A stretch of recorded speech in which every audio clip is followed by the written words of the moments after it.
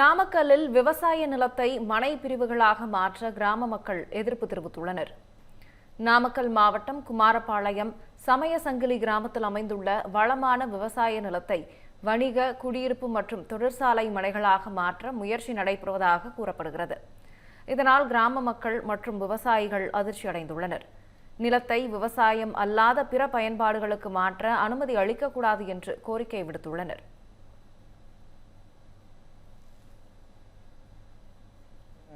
வீட்டு மனைகளாக மாற்றக்கூடாதுன்னு அரசாங்கம் ஒரு ரூலே போட்டிருக்கு. ஆனால் இங்கே முழுக்க அதிகாரிகளை பூரா பார்த்தீங்கன்னா லஞ்சம் வாங்கிக்கிட்டு ஒவ்வொரு துறையிலையும் இப்போ கிராம நிர்வாகம் இருந்து, பிடிஓ இருந்து, டிடிசி அப்ரூவ் இருந்து எல்லாருமே லஞ்சம் வாங்கிட்டு இங்கே இருக்கிற பார்த்தீங்கன்னா விளைநிலத்தை வீட்டு நிலையை மாற்றிருக்காங்க. கடந்த வருஷம் வரைக்கும் பார்த்தீங்கன்னா இதில் கரும்பு போட்டு நாங்கள் கரும்பு பில் வச்சுருக்கோம்.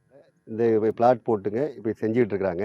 கேட்டால் எது கேட்டாலும் ஸ்டோக்கில் போய் இறக்கி தண்ணி கீழே இறக்கி இது பண்ணி சுத்தம் பண்ணி தான் வெளியிடுங்கிறாங்க. சுத்தம் பண்ணி வெளியிட்டாலும் தண்ணி அதே குட்டைக்கு தான் போகும்.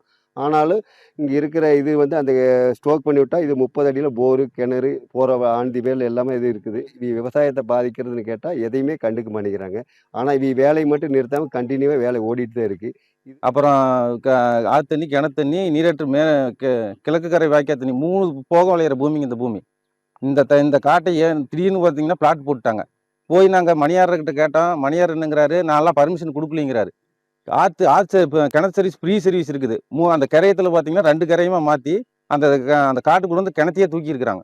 தயவு செய்து முதலமைச்சருக்கு இதுக்கு போய் இந்த பிளாட்டை நிறுத்தணும்.